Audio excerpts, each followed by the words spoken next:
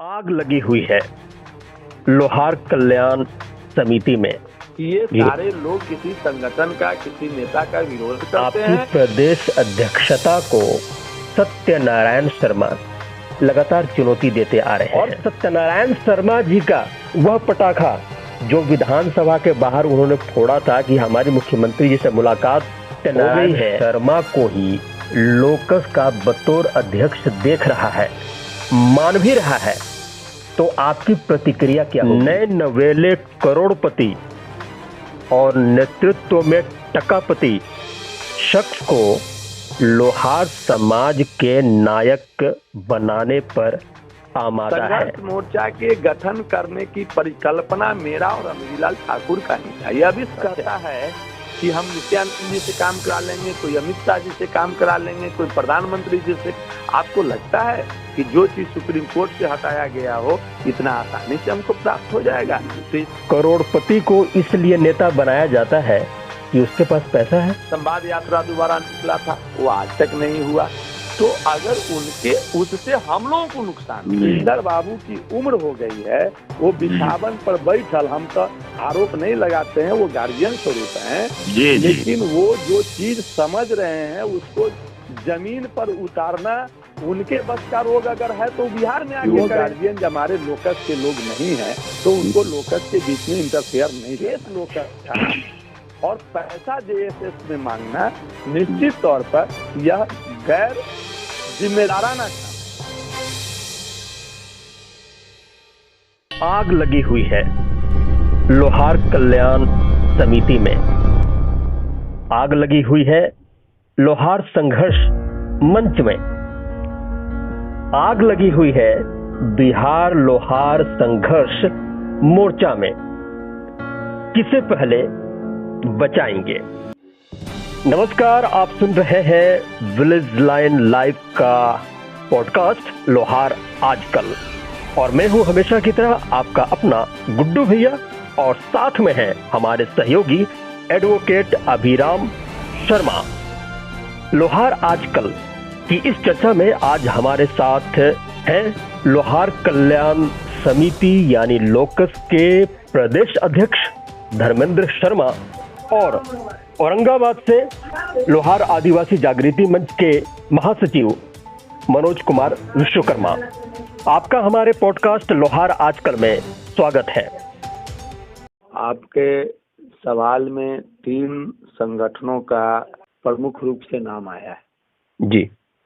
तो समाज के लोगों ने जो जिम्मेवारी मुझे दी है जी, जहाँ तक बचाने की बात है, तो हम जिस संगठन के अध्यक्ष हैं हमारी प्राथमिकता उसको बचाने का है, लोहार कल्याण समिति की। निश्चित जी, वो हमारी जिम्मेवारी है, प्राथमिकता नहीं, हमारी जिम्मेवारी है जी। दूसरा आपने बोला है लोहार आदिवासी संघर्ष मंच। जी, पहले था उसका नाम आदिवासी जागरण मंच, जब दीनानाथ जी हुआ करते थे जी। तो उसके बाद जब आप लोगों के मगध प्रमंडल के बैठक हुई और उस संगठन का नाम बदल दिया गया। जब मनोज जी जुड़े हुए हैं तो इनको पता होगा जी, हमसे ज्यादा इनको जानकारी होगी क्योंकि हम उस संगठन से नहीं हैं। बिल्कुल बिल्कुल जी। तो मेरा जहाँ तक मानना है कि पहले जो नाम था वो था आदिवासी जागरण मंच, जब उसके प्रमंडलीय अध्यक्ष दीनानाथ जी हुआ करते थे।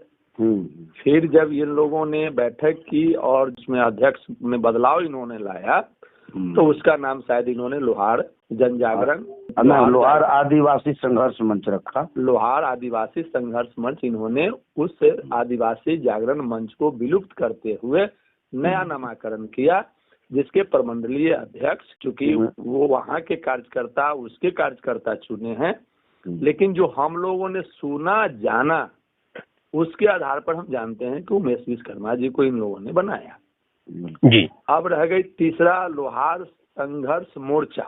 आप गुड्डू जी, मैं पहले इन प्रश्नों का आपको जवाब दे देता हूँ। मेरा आपसे एक सवाल हो जाएगा, उसके लिए आप भी तैयार रहिएगा जी। मेरा कहना है कि मेरी प्राथमिकता है, मैं जिस संगठन का हूँ उसका विस्तार करना, उसको और उसको समाज के लिए जो बन पड़ता है हम अपने संगठन के माध्यम से जो करते रहे हैं वो किसी से छिपा नहीं है। आगे भी हमारा उद्देश्य है या हमारा संगठन का उद्देश्य है कि हम उस काम को करेंगे। और कोई संगठन किसी में विलय नहीं कर गया है, इसलिए जो जिसकी संगठन है निश्चित तौर पर संगठन अपना काम करता है। उसके जो कार्यकर्ता होते हैं, उसके जो पदाधिकारी होते हैं, जो उसका नेता होता है, उसकी जिम्मेवारी उससे जुड़ी होती है जी। तो निश्चित तौर पर मेरा जिम्मेवारी जब लोहार कल्याण समिति से जुड़ा हुआ है तो मेरी प्राथमिकता क्या, मेरी जिम्मेवारी है कि मैं लोकस के लिए काम करता हूँ। उसके बाद मैं दूसरा संगठन के बारे में नहीं जानता। अब रह गया संघर्ष मोर्चा का, आपने चर्चा किया तो निश्चित तौर पर लोहार संघर्ष मोर्चा एक ऑर्गेनाइजेशन नहीं है, वो अलायंस है जी। मेरे नजर में ही नहीं, हम लोग चूंकि जब भी उसके बैठक में शामिल हुए हैं, और मैं आपको गुड्डू बाबू इसलिए बात कर रहा हूँ कि आप जब बिहार लोहार संवाद यात्रा के समय थे हम लोगों के साथ, तो आपने देखा होगा कि जो भी संगठन कार्यक्रम कराया था वो अपने बैनर से लेकर आया था। खास के आपने देखा कि हमारे क्षेत्र में जब आप इधर आए थे, पटना से इस पार हाजीपुर व मुजफ्फरपुर, एक मोतिहारी को छोड़ के यहाँ तक कि आपने पश्चिम चंपारण, सीतामढ़ी या अदर वो क्या बोलते हैं मधुबनी, छपरा, जहाँ भी आपने गए आपको लोहार कल्याण समिति ने ही स्वागत किया, आपका सम्मान किया और आपके कार्यक्रम को, तो यहाँ तक कि बक्सर भी आपके क्षेत्र में पटना प्रमंडल में आता है। तो मेरा ये कहना है कि लोहार संघर्ष मोर्चा एक अलायंस है, इसमें सभी संगठनों को शामिल करके लोहार के जो गंभीर मुद्दा है, जो हमारा गंभीर समस्या है, जब सभी संगठन के लीडर जब समस्या का समाधान चाहते हैं, लोहार का कल्याण चाहते हैं, तो निश्चित तौर पर इन लोगों को एक साथ लाने के लिए एक कॉमन मिनिमम प्रोग्राम जिसको कहिए, इसके तहत हम लोगों ने संघर्ष मोर्चा का गठन करने का प्रयास किया जी। और इसमें जो लोग नहीं आ रहे हैं जी, मैं उस दिन जो दूसरे संगठन के लोग हैं, खास के हाजीपुर में आपको ज्ञात है कि एक संगठन और चलता है, वो लोग चलाते हैं, अच्छे हैं बुरे हैं, मैं कमेंट नहीं करना चाहता, लेकिन मैं उनके, हमको जिला के जो वरिष्ठ लीडर हैं, शायद जनरल सेक्रेटरी हैं उसके या उपाध्यक्ष हैं, वो मुझे हाजीपुर में मिले थे और मैं उनसे कहा था कि आप अलग से देख रहे हैं कि यह बुरा चीज है, लेकिन वहाँ किसी को मारा नहीं जा रहा है, गाली नहीं दिया जा रहा है, सबको आने के लिए कहा जा रहा है। तो कम से कम आप उस बैठक में आते, आप अपनी बात रखते, या आप समझने और जानने की कोशिश करते कि ये सारे लोग किसी संगठन का, किसी नेता का विरोध करते हैं या लोहार के समस्या के समाधान के लिए अपना सब कुछ त्याग के, अपनी भावना को, अपने पद को, अपने कद को, उसको भी छोड़ के अगर लोहार की समस्या के समाधान के लिए कोई आना चाहता है तो आपको उसमें आना चाहिए था।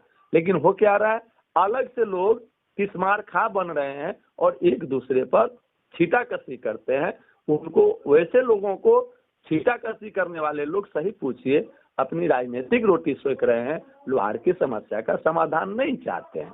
इसलिए लोहार संघर्ष मोर्चा, मैं बार बार कर रहा हूँ कि एक अलायंस है, और अलायंस ठीक है, पहले 2 संगठनों के बीच हुआ, 3 संगठनों के बीच होगा, और अलायंस का दरवाजा खुला होता है।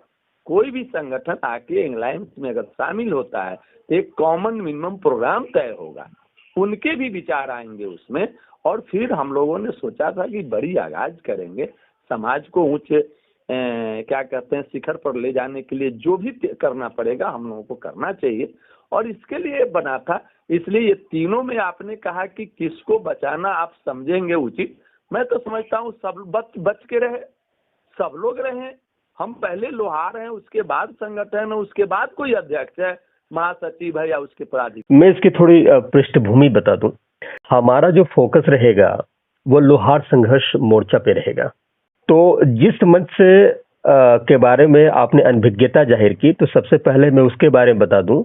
दूसरा मंच जो था, लोहार आदिवासी संघर्ष मंच, ये मगध प्रमंडल में कार्यरत है और इसके अध्यक्ष उमेश कुमार विश्वकर्मा है। वही उमेश कुमार विश्वकर्मा जो लोहार संघर्ष मोर्चा के संयोजक है, और उसी मोर्चा में आप बतौर सलाहकार भी हैं और आप पुराने वरिष्ठ नेताओं में उसमें शुमार हैं, शामिल हैं कि अलायंस ये दिन ब दिन समय के साथ कमजोर होता जा रहा है। तो इसकी पृष्ठभूमि में बताऊंगा। सबसे पहले आपके अपने घर की बात, यानी लोकस की। लंबे अरसे से लोकस में आपकी प्रदेश अध्यक्षता को सत्यनारायण शर्मा लगातार चुनौती देते आ रहे हैं। स्पष्ट शब्दों में कहूं तो आपके खिलाफ लगातार बगावती तेवर अपनाए हुए हैं, लेकिन आप बेबस से दिखते हैं। मामला अब तक नहीं सुलझा। यह एक संगठन, वो भी रजिस्टर्ड संगठन, जिसका आपके दावे के मुताबिक ही 20 से 22 जिलों में प्रभाव है, शायद इससे ज्यादा भी हो सकते हैं, कि सेहत के लिए कतई अच्छा नहीं कहा जा सकता। पहली बात, आपके सामने चुनौती यह है लोकस के अंदर। लोहार आदिवासी संघर्ष मंच कंफ्यूज है कि मंच को लेकर चले या फिर मोर्चा को। मोर्चा लेकर लोहार संवाद यात्रा 9 दिनों की कराए। इतने कम दिनों में 38 जिले, शुरुआत से ही इस पर सवाल खड़े हो गए। नतीजा, आधे से भी कम जिलों में वो भी बेतरतीब मैनेजमेंट, जो सबसे बड़ा कारण रहा, सिमट कर रह गए। आधिकारिक रूप से ऐलान फिर किया गया अक्टूबर की 9 तारीख से कि लोहार संवाद यात्रा का दूसरा चरण शुरू होने जा रहा है। और 9 को जब समय आया तो मंच से गया में कैंडल मार्च निकाल ली। संवाद यात्रा फुस। लोग इंतजार में थे कि कोई दूसरी तिथि संवाद यात्रा की निर्धारित की जाएगी। अक्टूबर महीने के 20 तारीख को पटना आईएमए हॉल में मोर्चा की राज्य स्तरीय समीक्षा बैठक बैठी। बात निकलकर आई कि हम विधानसभा का घेराव करेंगे। 8 नवंबर की तारीख तय थी।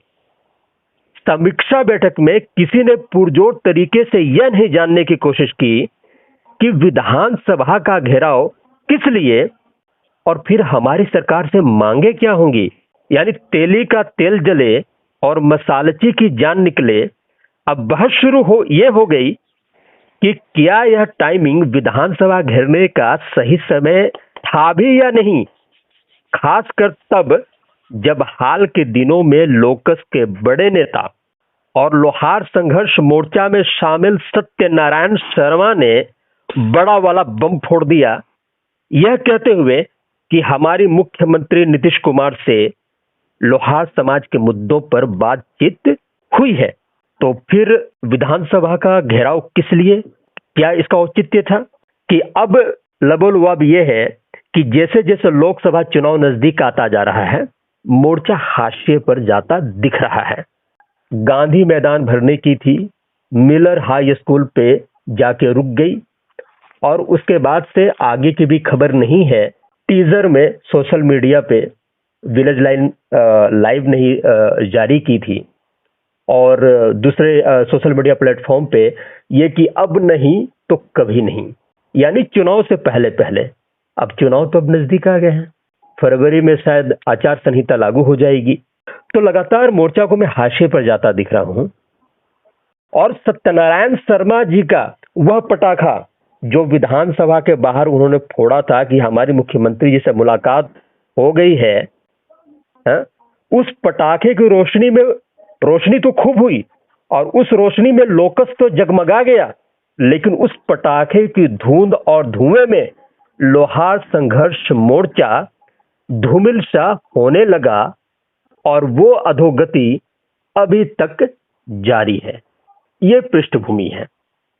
देखिए, आपका पहला सवाल है कि लोकस के संदर्भ में डॉक्टर सत्यनारायण शर्मा और एक कंफ्यूजन की स्थिति बनी हुई है या समाज को ये लग रहा है कि भाई अध्यक्ष इतनी बड़ी संगठन, इतना मजबूत संगठन, और इसके वजह से ये कंफ्यूजन की स्थिति क्यों है। तो मैं जी। इसका सीधा आपको बताऊं कि प्रत्यक्ष, प्रमाण जी जी और विश्वास, जी ये 3 चीजें गुड्डू बाबू आप पर मैं छोड़ता हूं, क्योंकि आप इसके प्रत्यक्ष हैं। जी प्रमाण हम देंगे, ठीक है। जी प्रत्यक्ष, प्रमाण और विश्वास। मैंने कहा प्रत्यक्ष आप हैं, प्रमाण हम देंगे और विश्वास आपको करना होगा। एक मीडिया के कर्मी होने के नाते आपने प्रत्यक्ष में इसलिए कहा कि मैं थोड़ा सा सीधा ही जवाब देना चाहता था, लेकिन आपके सवाल चूंकि जो हुआ है वो पृष्ठभूमि के द्वारा हुआ है, पृष्ठभूमि बांध के आपने पूछा है जी इसलिए मैं भी इस पृष्ठभूमि के हिसाब से आपको बता रहा हूँ कि जब आप संवाद यात्रा में थे हम लोगों के साथ, आप जितना ही जिला में गए, जितना जिला में के आप करीब करीब सभी जगह थे, शुरू से अंत तक। मैं गया में नहीं था, पटना तक नहीं था, उसके बाद मुझे वैशाली के आधा, जब वैशाली से आप लोग निकल चुके थे तो मैं रास्ते में आप लोगों के बीच शामिल हुआ था जी। उस समय तक जो भी हुआ होगा वह मेरे अब्सेंट में होता रहा जी। लेकिन मेरी उपस्थिति के बाद आप जहां भी गए, चाहे वो संगठन लोकस हो या वो संगठन कोई और हो, मनोज भाई भी उसमें प्रत्यक्षदर्शी हैं, साथ रहने वाले हैं, अभिराम भाई तो शायद नहीं थे जी। हम नहीं थे हम। हाँ, तो ये 2 तो आप, हम जो भी 4 लोग जुड़े हुए हैं जी। इसमें 3 तो हम प्रत्यक्ष हैं जी। इसलिए मैंने कहा कि प्रत्यक्ष में आप स्वयं हैं, प्रत्यक्ष में मनोज विश्वकर्मा जी स्वयं हैं जी। और आपने मोतिहारी में भी मंच पर देखा, वो चाहे मेरा मंच हो या किसी दूसरे का क्या, निश्चित तौर पर राजकिशोर जी और रमणीक लाल ठाकुर जी का मंच था जी। वहां भी लोहार कल्याण समिति का अध्यक्ष यानी पब्लिकली किसको कहा गया। फिर वहां सत्यनारायण जी उपस्थित थे, उनको अगर किसी तरह का उसमें कंफ्यूजन था तो प्रतिकार करना चाहिए था जी। दूसरा, मोतिहारी में गए, आपने देखा होगा कि बैनर में निवेदक लोहार कल्याण समिति लिखा हुआ था और वहां के मंच संचालन पारस लाल विश्वकर्मा जी जो कर रहे थे, तो वहां भी पारस लाल विश्वकर्मा ने उनके उपस्थिति में, आम सभा में सभी लोगों की उपस्थिति में मोदी अध्यक्ष का कोई डिबेट नहीं, कोई प्रतिक्रिया नहीं आई। अगर वह वास्तव में मेरे समानांतर हुआ होते अगर इस मामले में संगठन के, तो कहीं न कहीं यह बात आती। इसका मतलब है कि उन्होंने स्वीकार किया, लेकिन मन की बात है, सोशल मीडिया पर लिख देना। दूसरा, प्रमाण के रूप में मैंने कहा, ये मैंने आपको प्रत्यक्ष कहा, उसके लिए आप मधुबनी तक गए, आप सबने देखा है, उस पर कहीं विवाद नहीं उत्पन्न हुआ, न कोई बातें आई। मैंने प्रमाण के रूप में अब कहा, जो मुझे देने की जरूरत नहीं है, आप वेबसाइट से भी निकाल सकते हैं जी। हाँ, मैं स्पष्ट बोल रहा हूँ। वो अब चूंकि अब तो इंटरनेट का जमाना है, सब कुछ नेट पर डलाता है, वो सरकार का प्रोग्राम हो, संगठन का प्रोग्राम हो, सब आ जाता है। लेकिन खैर, उनके जहाँ तक बात है तो उन्होंने एक मुकदमा किया जी। एक केस तो मैंने किया था जनहित याचिका, आपको मालूम है, हाई कोर्ट में जी। राधेश्याम जी वकील थे। हाँ, मेरा राधेश्याम जी वकील विद पिटिशनर भी थे, हाँ, जिला अध्यक्ष हमारे मुजफ्फरपुर के होने के नाते, और उसमें हम 2 पिटिशनर थे, मैं और राधेश्याम जी। उनके माध्यम से ये फायदा हुआ था कि एक वकील होने के नाते कम पैसे में कहिए वकील मिले, और दूसरा हुआ फायदा कि एक वकील हैं तो वकील से कम अपने विषय पर चर्चा तो कर ही सकते हैं ना, नहीं तो एक साधारण आदमी केस करेगा तो वकील जो कहेगा सो करना पड़ेगा। तो एक वकील अगर खुद पिटिशनर है तो पहले ही फायदा हुआ कि वकील के लाइसेंस के नाते कोर्ट में भी खड़ा होने का अधिकार प्राप्त था जी। और वकील के साथ भी बैठ के हम डिबेट किसी विषय पर, किसी पॉइंट पर कर सकते थे कि ऐसा होना चाहिए, ऐसा होना चाहिए, वैसा होना चाहिए। ये हमारी समझ थी। अब आगे क्या हुआ वो आप लोगों से छिपा हुआ नहीं है, और लोग क्या कहते हैं उससे मतलब नहीं है। सब लोग जानते हैं कि मेरा केस 5 डेट तक चला, 6ठे डेट में हमने उस केस को क्लोज, हमारा केस है, न कि मेरा केस डिफीट है, न डिस्पोजल है, न डिसमिस है। लोग डिसमिस को भी श्रेय लेते हैं, वो अलग बात है, लेकिन मेरा तो वेबसाइट पर। अब उसमें आइए, मैं प्रमाण के रूप में कहा कि उसमें उसके बाद सत्यनारायण शर्मा जी ने भी एक केस किया जी, जो केस नंबर आप सब लोग जानते हैं, आज भी वह सोशल मीडिया पर घूम रहा है जी, उस केस में सत्यनारायण शर्मा जी ने स्पष्ट लिखा है, I am general secretary of लोहार कल्याण समिति बिहार। जी, ये किसी से छिपा? तो इस पर कोई भी साथी, चाहे वो हम नाम क्यों लें, जो परसों तरसों आपने डिबेट किया है और वो सवाल उठाए थे, जी, उनको अन्य विषयों पर अगर वो डिबेट किए तो अलग बात है। इस विषय पर उसमें से एक साथी को मैं कागजी प्रमाण भी भेज चुका हूं। जी, फिर भी अगर वो इस चीज को उसी के आधार पर वो बोले आपको कि अध्यक्ष धर्मेंद्र शर्मा जी हैं, सत्यनारायण जी कोर्ट में ऐसा दिए हैं, लेकिन मुझे उससे मतलब नहीं है। मैं आपको प्रत्यक्ष में आपको स्वयं गवाह रखा, जी, प्रमाण के रूप में मैंने आपको कहा कि उन्होंने स्वयं लिख के दिया है केस नंबर 5617 में, जो उनका केस है, जी, जो अभी तक कहाँ है पता नहीं, अभी तक खुला भी नहीं है, जी, लेकिन उसमें उन्होंने स्वयं लिखा है कि I am general secretary of लोहार कल्याण बिहार जी, सत्यनारायण शर्मा। तो ये जी, प्रमाण के रूप में हुआ। जी, अब रह गया विश्वास, इसलिए मैंने शब्द प्रयोग किया आपके बीच कि हम चारों लोग एक शिक्षित लोग हैं जी, और संगठन होता है वो विश्वास पर चलता है। आज लालू यादव के भले ही एक सीट बिहार में न आए, नहीं भी आया है लोकसभा में, जी, लेकिन उनके जो वोटर हैं उसका विश्वास उसके साथ खड़ा है, इसलिए आरजेडी खड़ा है। ठीक है। जदयू के भले ही 40 सीट आए, 42 सीट आए बिहार में, जदयू के कार्यकर्ता, जदयू का वोटर नीतीश कुमार के साथ खड़ा है, इसलिए जदयू खड़ा है। भाजपा के वोटर, भाजपा के लोग नरेंद्र मोदी के साथ या भाजपा के साथ खड़े हैं, तो उसका एक विश्वास है और संगठन विश्वास पर चलता है।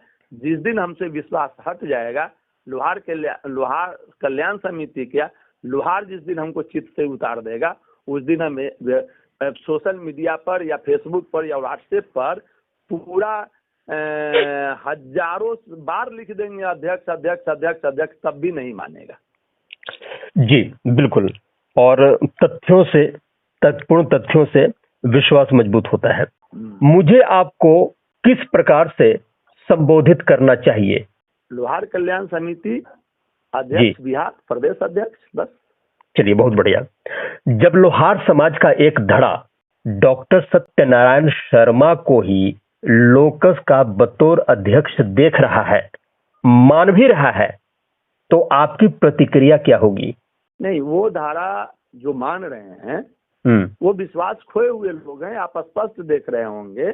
और जिनका मैं समझ रहा हूं कि आप नाम नहीं ले रहे हैं, तो मैं भी नाम नहीं लूंगा उनका, लेकिन उसमें से जिस दिन प्रदेश अध्यक्ष का चुनाव होना था, उससे 1 महीने पहले हम लोगों की बैठक हुई थी जी, और वो तय हुआ था चुनाव का तिथि का जी, कि उस दिन जब हम लोग बैठे हुए थे, 13-14 लोग बैठे हुए थे जी, और वहां से टेलीफोन, चूंकि वहां सभी जिला अध्यक्ष में नहीं उपलब्ध थे या कोर कमेटी के लोग नहीं थे, प्रदेश कमेटी के, तो जो हम लोग, चूंकि जो हमारे संस्थापक अध्यक्ष थे इंजीनियर हरसिंह ठाकुर जी, उनके मृत्यु के बाद सीट खाली होने के बाद लाजमी था उसको भरना, और ठाकुर जी हमको कार्यकारी अध्यक्ष बनाए हुए थे। तब तक मैं उस पद को मतलब कार्यकारी अध्यक्ष के हैसियत से चला रहा था जी। लेकिन जब ये बात हुई थी